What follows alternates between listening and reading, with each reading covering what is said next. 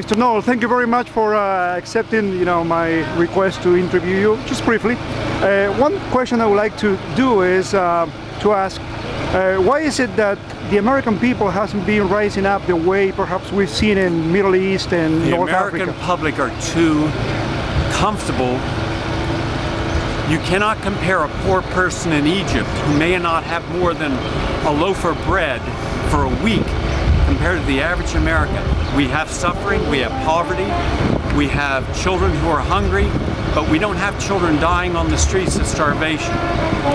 So they're poor in the United States and they're poor in the rest of the world. In the rest of the world, when you're poor in the Sudan, when you're poor in the desert, you die. Here we don't have that. As a result, people still can watch. Even the poor people can watch television programs.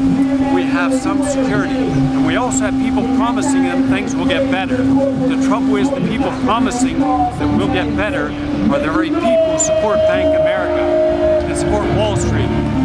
And we've been lulled into this false sense that people are looking out for our interests. Unfortunately, with few exceptions, Dennis Kucinich, Bernie Sanders, Ron Paul, yeah, they are looking out for our interests. The vast majority of people in our legislature are looking out for their own interests and the interests of those who support them financially. What would you recommend or suggest to the American people to do besides civil disobedience, perhaps? Civil disobedience takes many forms. I only eat organic. I'm at the farmer's market. I come over here and buy my food.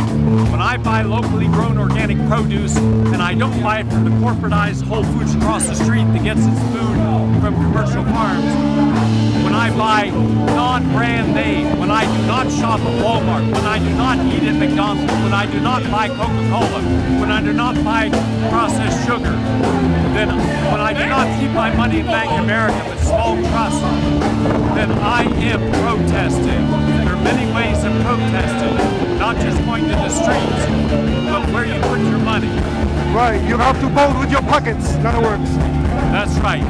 Take your money out of corporate America's bank account and you have registered a protest that is valid. Thank you very much, Mr. Null.